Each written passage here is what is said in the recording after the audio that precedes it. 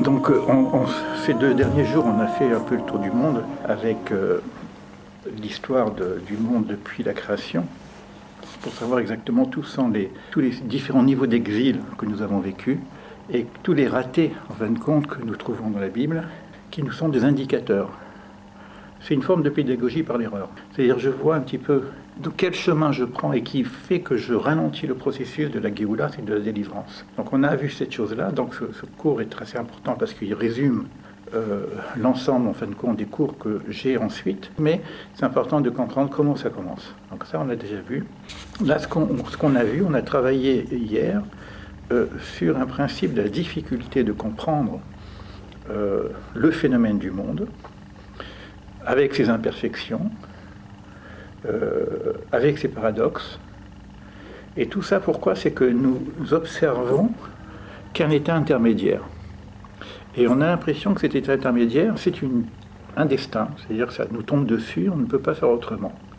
Et toutes les grandes questions existentielles se posent par rapport justement à cet état intermédiaire. Ces questions que vous avez posées, pourquoi la souffrance, pourquoi passer par l'Égypte, pourquoi passer par l'esclavage, etc., viennent simplement du fait qu'on n'a pas la finalité du processus. Et là, on a commencé à travailler hier sur la différence entre destin, qui est apparemment quelque chose qui nous tombe dessus, et la finalité. Donc il faut, pour pouvoir comprendre le monde, ne pas simplement faire une analyse sur l'instantané de la situation, il faut voir qu'est-ce que cela nous amène. Vous savez, dans la réflexion des causes et effets, souvent quand on pose la question du sens, quand vous posez la question du sens, par exemple, vous dites pourquoi. Quand vous dites pourquoi la souffrance, pourquoi passer par l'Égypte. Dans le pourquoi, il y a 2 façons de dire pourquoi.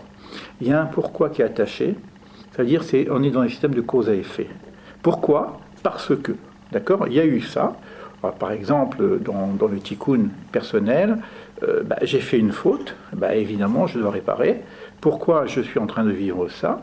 Ça correspond à une réparation, un tikkun personnel d'une erreur que j'ai faite. Ça marche. Et éventuellement, comme cette faute, parfois, elle n'est pas visible, l'effet de la cause n'est pas visible. On ne voit pas pourquoi, parce qu'on ne connaît pas la cause. D'accord? Quand on a une maladie, on ne sait pas pourquoi on est malade, mais parce qu'on ne connaît pas la cause, donc on va chercher la cause. D'accord? Ça, c'est du classique. D'accord? Maintenant, dans ce pourquoi, il y a des choses qui sont totalement cachées. On verra surtout demain avec le Aleph, qui est extraordinaire au niveau de l'explication. C'est-à-dire que je n'ai pas la visibilité de mon histoire. Pourquoi je n'ai pas la visibilité de mon histoire? Pas simplement que je n'ai pas la visibilité de mon histoire au niveau de mon enfance. Parce que bon, l'enfance, on a oublié, les blessures de l'enfance, on a oublié, les traumatismes de l'enfance, parfois on va faire de la psychanalyse et tout pour les retrouver. Mais ma vie, c'est pas simplement la vie du visible.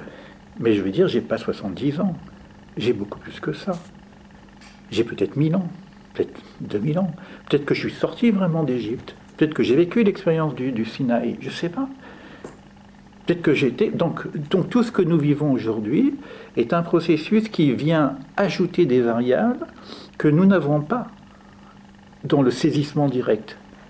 C'est-à-dire que je n'ai pas déjà, rien qu'au niveau de mon histoire personnelle, elle est très très longue, puisque nous savons d'après la tradition hébraïque, c'est principalement dans la Kabbale, on en parle, c'est pas visible dans la Torah directement, que nous sommes aussi des cycles. C'est-à-dire nous avons des cycles, ce qu'on appelle les Gilgulim, qui ressemblent après à la notion d'incarnation, de réincarnation. C'est-à-dire j'ai eu plusieurs vies. Ça me dépasse quand je réfléchis avec ma tête au niveau de mon corps. Quand je réfléchis à un certain niveau de mon intelligence, ça me dépasse. Il faut que j'aille chercher une autre strate pour pouvoir donner sens. Parce que si toute cette expérience, même celle de la souffrance ou de la mort, si j'ai accumulé, alors si tu perds, même j'ai appris, les dernières heures de ma vie, j'ai encore appris. Si je m'arrête, à quoi ça sert? Donc il n'y a pas d'arrêt.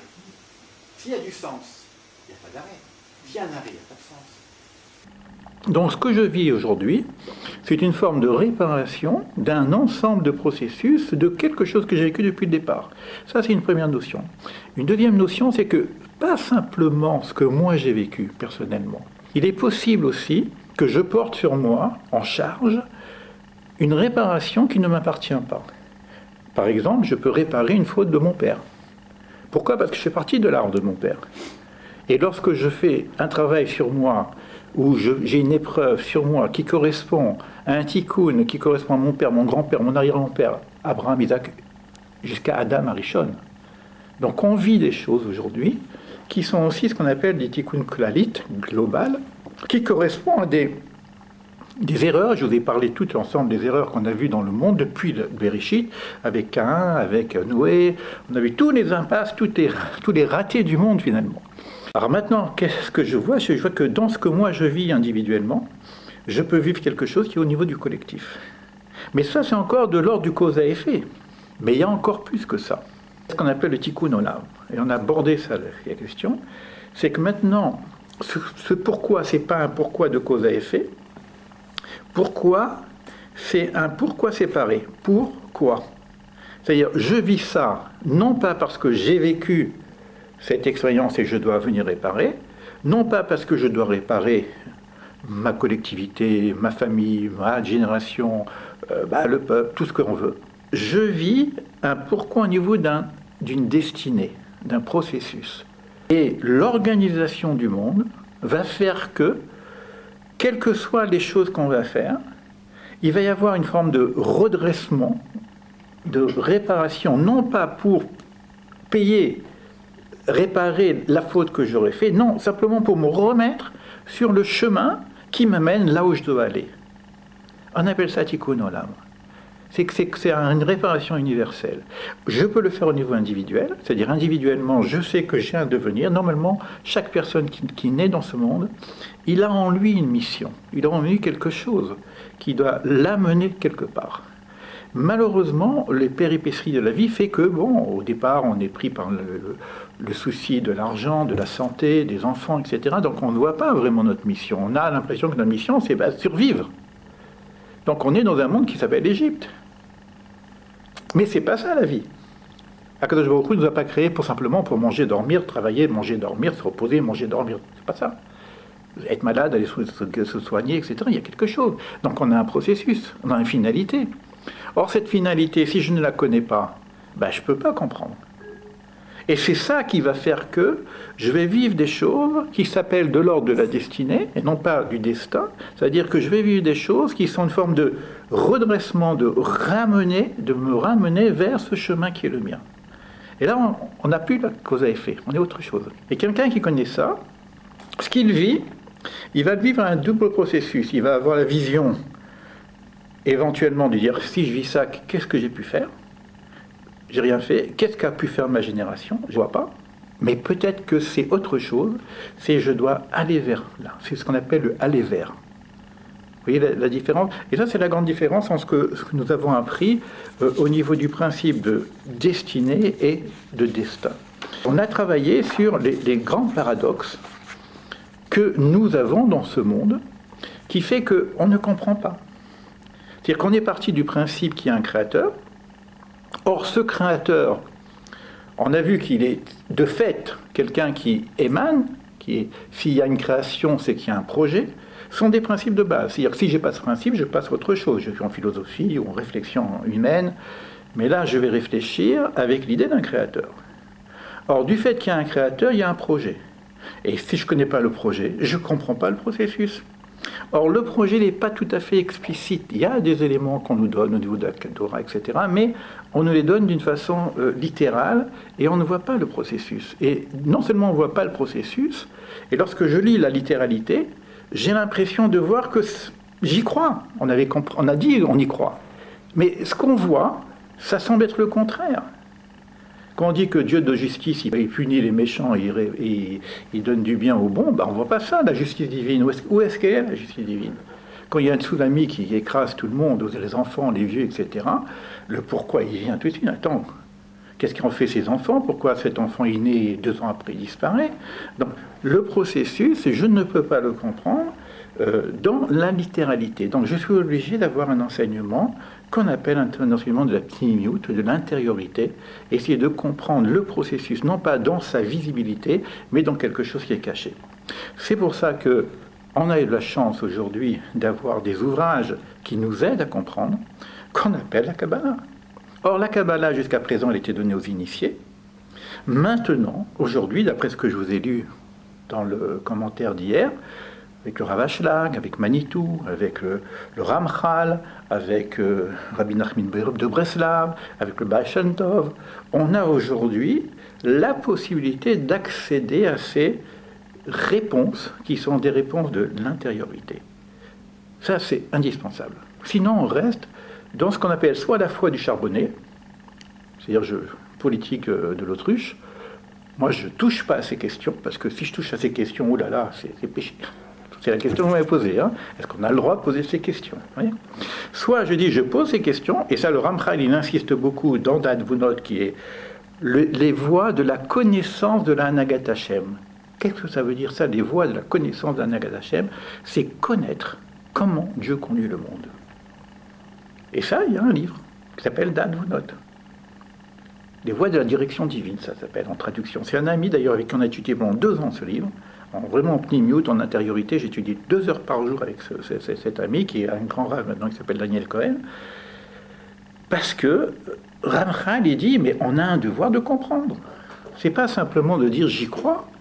Je dois renforcer ma émouna par une logique, que ce soit compréhensible. Donc c'est pas que la émouna doit écraser la raison. La émouna est au-dessus de la raison, mais il ne faut pas qu'elle écrase la raison. Il faut que la raison puisse avoir un saisissement, mais Ramchal dit, aller jusqu'au maximum de votre capacité de saisir. Et une fois que je sais ça, il nous a donné les limites. Il nous a donné par exemple les limites au niveau de Dieu, parce que la question c'est Dieu, point d'interrogation. J'ai osé une fois poser une question à un rabbin, c'est quoi Dieu? Ça veut dire quoi Dieu quand je dis Dieu? Quand je prie qui? Je prie quoi? Le mec dit, Ras Veshalom, pose pas des questions comme ça, machin. Il m'a dit, ça c'est la Touma. J'ai été voir un grand kabbaliste. Là, dernièrement, c'est tout neuf, hein, c'est il y a 1 mois à peine. Hein. J'ai dit, excusez-moi, mais il y a des questions qu'on me pose, moi je ne sais pas répondre. Simplement. C'est quoi Dieu quand je dis Dieu? Il me regarde comme ça. Il dit, ça c'est trop profond. Tous les Chachamim, les grands kabbalistes, discutent de ça. Et nous avons un ouvrage du Ben Ishraï qui reprend l'ensemble des questions sur cette question-là. C'est quoi Dieu quand je dis Dieu? Quand je prie quoi? Et c'est les mêmes questions, parce que normalement Dieu, c'est les limites, c'est imperceptible, c'est infini, c'est insaisissable. Donc comment je peux dire quoi que ce soit de Dieu puisque je ne sais pas ce que c'est? À qui je m'adresse? À quelque chose de l'inconnu, donc je parle dans le vide. Et le Ben Ishraï nous explique, mais ça c'est un petit peu complexe, je ne peux pas le faire là sur un pied, mais en tout cas il nous explique que cette lumière infinie étant inaccessible, mais c'est d'elle dont on parle de l'essence de Dieu, mais comme on ne peut pas parler de l'essence de Dieu, il va y avoir ce qu'on appelle les levushim. Dieu va s'habiller, va se couvrir pour que sa lumière ne soit pas trop forte. Et il va y avoir des noms. Donc il va se présenter à nous sous une forme de différents noms, et chaque nom correspond à ce qu'on appelle une Hanagat Hashem, une façon dont Dieu conduit le monde. C'est pour ça qu'on a plusieurs noms. Elohim, Hashem, Shakai, etc., Tsevaot. On a plusieurs noms. Ça veut dire quoi? On ne parle plus de Dieu, on parle ce qu'on appelle les levushim, les vêtements, mais ça veut dire en même temps c'est le rayonnement. Un petit peu comme je pourrais dire, je ne peux pas parler du soleil, parce que si je le regarde, je brûle. Par contre, il y a de la lumière. Or cette lumière, c'est vrai. Et si je n'ai pas la lumière, il n'y a pas de vie. J'ai besoin de la lumière pour les végétaux, etc. Et je vois que la lumière elle est fragmentée en 7 couleurs. Donc la Hanagat Hashem va être fragmentée en 7 séphirotes, plus 3, ça va faire 10. Donc il y a tout un ensemble qu'on appelle l'arbre de vie qui nous permet de comprendre ces choses-là. Donc vous voyez que ces questions-là, on a le droit de se les poser. Alors, dans tous ces paradoxes qu'on a posés hier, c'est que un des paradoxes, comment de l'infini peut être créé fini. Vous vous rappelez de ça hier? Ça pose un problème. Si moi je suis une créature et que Dieu me crée en tant que finitude, c'est-à-dire que, excusez-moi le terme, je nais et je crève. C'est ça, la vie? Il y a un problème. Donc il y a quelque chose qui ne marche pas dans le processus. Donc de l'infini devrait sortir quelque chose au niveau de la création de l'ordre aussi de l'infini, sans être Dieu pour autant, puisqu'on est créature. Mais cette créature, elle doit avoir une ressemblance avec Akadosh Baruch Hu. Alors nous, qu'est-ce qu'on voit? On n'a que des éléments éphémères. Tout est éphémère. On a vu qui suis-je, sais pas, on ne peut pas définir qui on est. Dès que je dis quelque chose de ce que je suis, professeur, le professeur, il est autre chose, il disparaît. Je suis père, le père, hop, il devient élève, ou il devient enfant. Je suis quoi que je suis une pensée. Alors ma pensée, je sais pas, je pense comme je pense donc je suis. Tout ça, c'est éphémère. Donc tout ça a une tendance à la disparition. Et ça, c'est un très beau livre de l'Ecclésiaste, hein. Ével de Ével. Tout est éphémère, sous le soleil. Sous le soleil. Donc il faut sortir du soleil pour voir la partie infinie de l'être. Donc ça veut dire que ce que je suis, en réalité, n'est pas le phénomène éphémère et quelque chose de l'ordre aussi de l'infinité. C'est pour ça que nous étions infinis, éternels, entre guillemets, on ne sait pas vraiment ce que ça veut dire au niveau d'Adam Arishon. Et lorsqu'on a chuté, lorsqu'on a fauté, qu'on est passé à la dualité, à la corporalisation, on avait parlé de tout ça hier, je ne vais pas reprendre tout le cours, qu'est-ce qui s'est passé? On est devenu mortel, d'une part, et le texte nous dit, tu travailleras à la sueur de ton front pour te nourrir. C'est-à-dire qu'on est tombé dans la servitude. Donc le monde lui-même, c'est une servitude, puisque je dois travailler pour manger. Et en plus, je vais être malade, et en plus, je vais mourir. Il y a quelque chose qui ne va pas. Donc ces questions-là sont posées par les Chachamim. Donc ça veut dire qu'il y a une partie en nous qui est de l'ordre de l'éternité, et qui est de l'ordre de la Géoula totale, en dehors de la servitude, qu'on appelle la sortie d'Égypte. Mais pas la sortie d'Égypte de l'ancien temps, parce qu'on est toujours en Égypte. La véritable sortie d'Égypte, c'est Yimot HaMashiach et c'est la résurrection des morts. C'est donc, nous avons parlé de ces choses-là hier. Donc ça nous demande quand même de comprendre cette notion de quelle partie éternelle il y a dans l'être, c'est-à-dire je suis quoi? Je suis un corps, je suis une sensibilité, un nefesh, je suis une intelligence, un roar, mais je suis aussi une neshama. Et dans cette neshama, elle est en relation avec quelque chose encore de plus transcendant. La neshama, elle est en relation avec ce qu'on appelle la vie, chaya, qui elle-même est en relation avec l'unicité, ce qu'on appelle yechida. Et nous sommes comme une poupée russe avec tous ces niveaux d'être que nous sommes. Alors maintenant, la question qui va se poser à nous, c'est que le processus qui nous a été mis en place a été fait de façon à mériter l'être. Et c'est ça tout le chidouche du Ramchal, tout le chidouche du Bal HaSulam, donc du Rav Ashlag, de Manitou et des grands Chachamim qui nous expliquent qu'il y a une volonté de créer le monde imparfait, et souvent je dis un imparfait plus que parfait. Pourquoi? Parce que je vais participer à la finalité de ce processus. C'est pas que Dieu crée un monde et que ça se fait, et puis ça y est, je suis comme un ange, je suis tout beau. Non. Naas et Adam, faisons un homme, c'est dit au pluriel.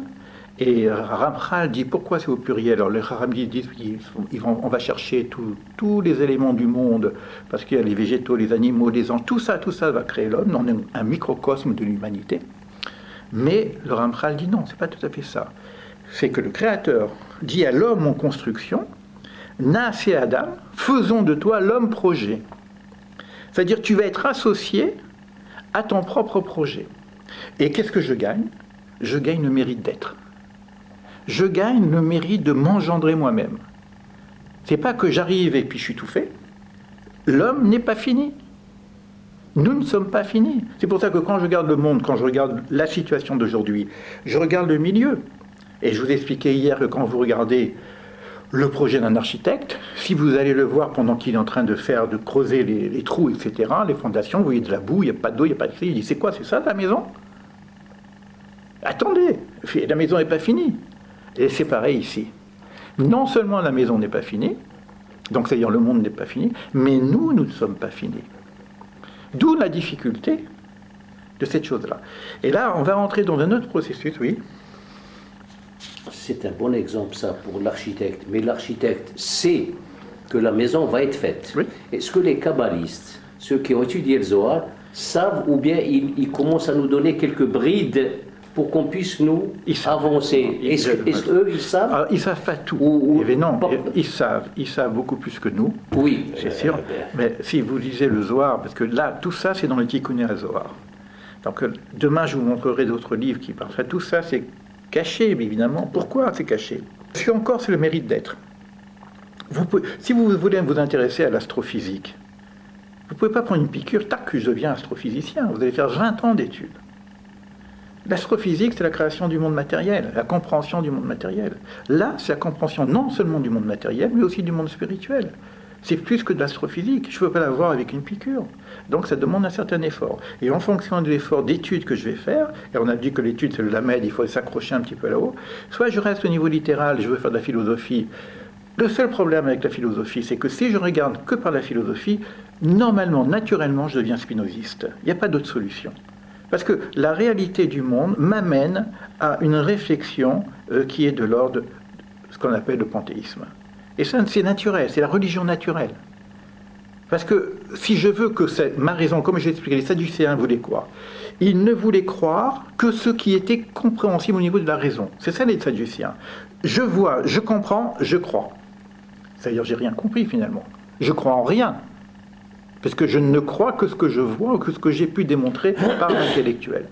Ça s'appelle les Sadducéens. Et on a vu hier que les pharisiens, eux, avaient une démarche d'abord de Emouna, c'est-à-dire je sais que cela, par tradition, est vrai, mais c'est par tradition. Et sachez que la tradition n'est pas simplement au niveau du mont Sinaï. On a l'impression que là, on a reçu la Torah au Sinaï. Et comment faisaient les patriarches? Mais ils avaient une tradition, les patriarches.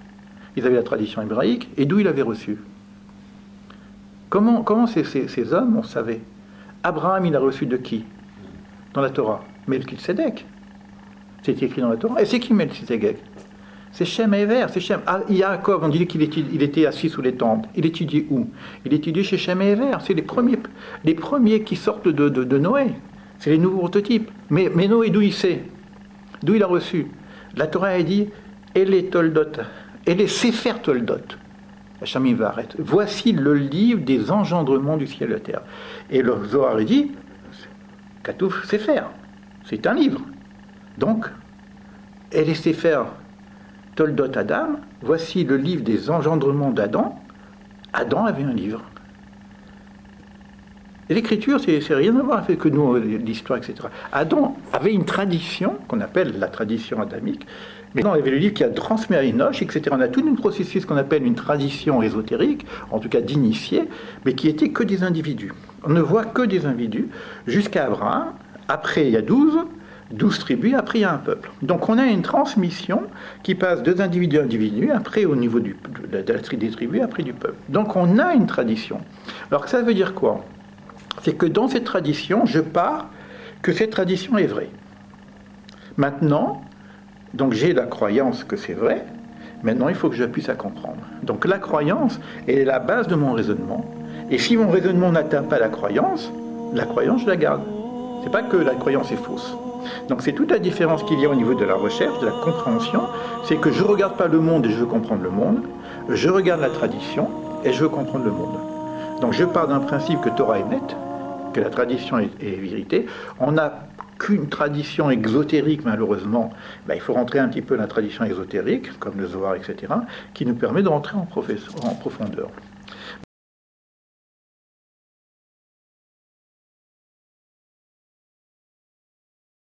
Maintenant, la notion de recevoir. Puisque on a compris que le processus de ce qu'on appelle Kabbalah, c'est recevoir. Donc tout mon travail d'être est de recevoir l'être. Et pour recevoir l'être, il faut que je crée le récipient. Moi, je ne suis qu'un récipient d'être. Si je suis plein de moi-même, de mon ego, je ne peux rien recevoir d'autre. C'est pour ça qu'il faut que je fasse moi-même Tzimtzum. Je dois aussi me vider un petit peu pour recevoir une lumière qui est de l'ordre de la transcendance et ne pas rester simplement dans le phénomène. D'accord?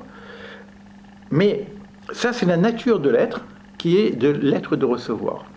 Or, le Rav Ashlag va nous apporter maintenant un enseignement fondamental qui va être tout l'enseignement du Soulam, mais d'une façon après détaillée. Moi, je vous donne vraiment des chapitres. C'est que je ne peux pas être qu'un récepteur. Il y a une autre notion qu'on appelle un besoin qui est aussi un besoin de donner. Quand vous recevez quelque chose, moi j'apprends quelque chose, si je suis avec vous, c'est que j'ai envie de vous donner ce que j'ai appris. Je ne peux pas me contenter simplement d'avoir appris quelque chose. Et ça, c'est tout le monde, c'est naturel. Un père, il a envie de donner à ses enfants. Un professeur, il a envie de donner à ses élèves. Et quelqu'un qui est riche, il a envie de donner aux pauvres. C'est quelque chose qui fait partie de l'être. Donc l'organisation du monde, parce qu'on dit à l'image de Dieu, alors c'est quoi l'image de Dieu? C'est la notion de donner. La bonté, c'est la notion de donner. Alors il va y avoir deux forces contradictoires, qui est un besoin de recevoir et un besoin de donner. Et toute la problématique va être comment je vais équilibrer ces deux notions. Recevoir, je suis obligé de recevoir. Mais le problème, c'est que je ne fais que recevoir pour recevoir, c'est-à-dire je suis dans un monde où je ne veux que recevoir, ça s'appelle le rat.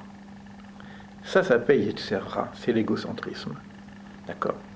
Donc on a ce problème avec le besoin de recevoir, qui est l'appétit du monde. J'en ai besoin pour grandir, mais si je ne pense qu'à ça, si je ne pense qu'à réussir pour moi-même, il y a un problème.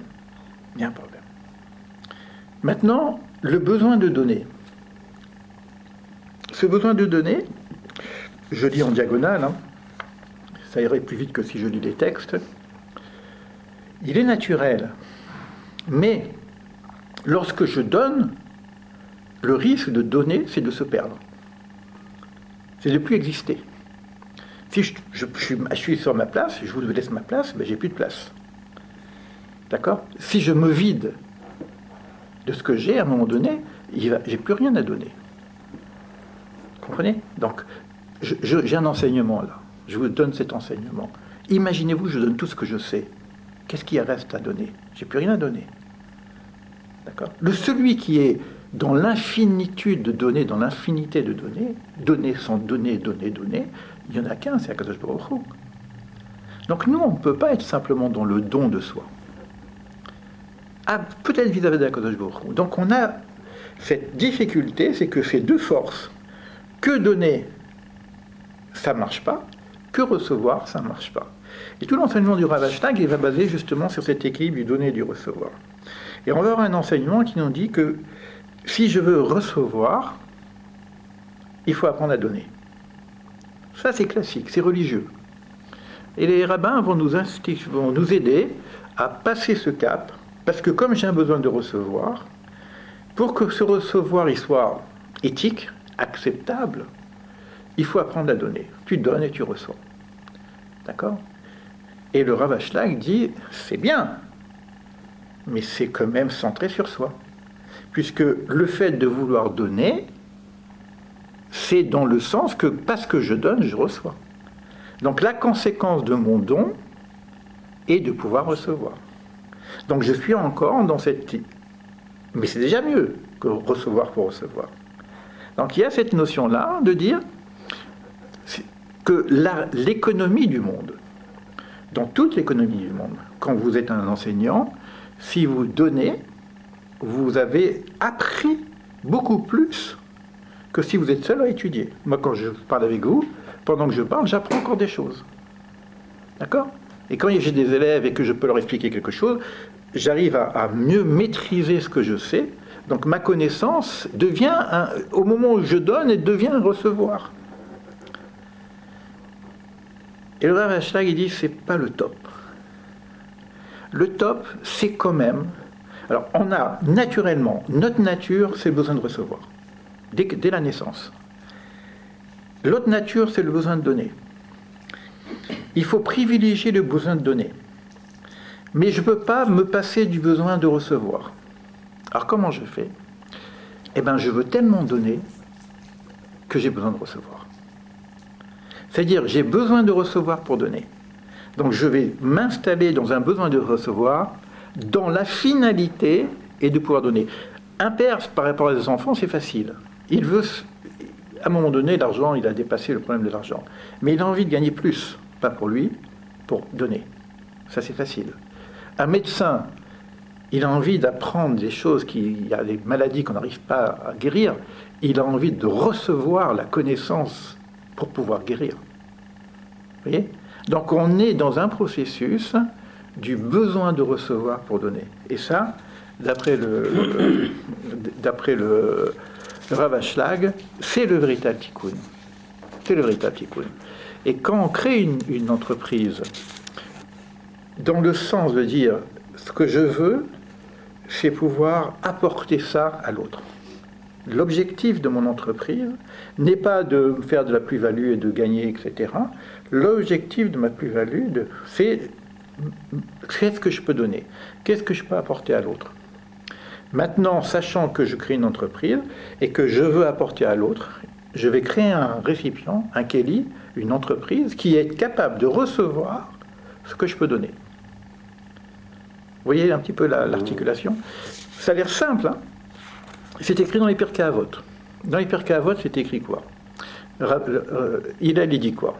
Im ein ani li mili. Si je ne suis pas pour moi, qui suis-je? C'est-à-dire qu'il y a une nécessité de se construire, ce qu'on a vu au départ. Si je ne m'occupe pas de ma propre personne, ben, qui va s'occuper de moi? Au départ, bon, ok, je peux prendre le lait de maman, etc. Mais à un moment donné, je deviens dépendant. Vous allez voir avec les lettres hébraïques, avec le guimel qui va nous demander de quitter la maison, etc. pour grandir. Il faut se sevrer pour pouvoir grandir. Donc ça, je vous montrerai ça avec le guimel, c'est vraiment très, très intéressant au niveau de la pédagogie. Mais en tout cas, je sais qu'à un moment donné, je dois me prendre en charge. Et le Pirkei Avot continue, c'est Hillel qui dit, « Im ze rak le'atzmi ma'ani » Si je veux me construire, mais c'est que pour moi, qu'est-ce que je suis? C'est-à-dire que je deviens ma. Au départ, im eneli mili, qui suis-je? Je suis un sujet, je dois construire mon sujet, mais si je ne pense qu'à mon sujet, le sujet devient un objet. Ma, quoi? Qu'est-ce que je suis? C'est-à-dire que ça ne peut pas être que pour moi. Donc cette construction de soi, elle est faite aussi pour, justement, apporter à l'autre. Les choses sont assez simples. Un petit côté un peu kabbalistique aussi sur cette partie-là. Im ein ani li, on en a parlé un peu, le ani, le ein. Ein, c'est quoi? C'est rien. Le ani qui transforme en ein. Mais il y a aussi le ein sof. Le ein sof, c'est l'infini, c'est le sans fin. Le ein, c'est aussi la particule divine qu'on ne peut pas capter. C'est le pashut, c'est le simple. C'est le sans fin. Ein sof. Alors là, on peut traduire les choses comme ça au niveau kabbaliste. Im ein ani li mili. Si le ein, si le rien, si l'Ein Sof n'est pas vers moi, qui suis-je? C'est-à-dire, si je ne suis pas en connexion avec la dimension divine de l'infini, qui suis-je? Sinon, je deviens un ma, un quoi, un objet. Et l'objet, il est éphémère et il disparaît. Voilà les leçons du Rav Ashlag qu'on pourrait approfondir. Sachez que le livre du Rav Ashlag, c'est 22 chapitres sur le Zohar, et il a écrit un livre qui s'appelle les 10 séphirotes, c'est 10 chapitres rien que sur les séphirotes. Donc là, vraiment, en petit résumé, je vais donner la leçon du Rav Ashlag.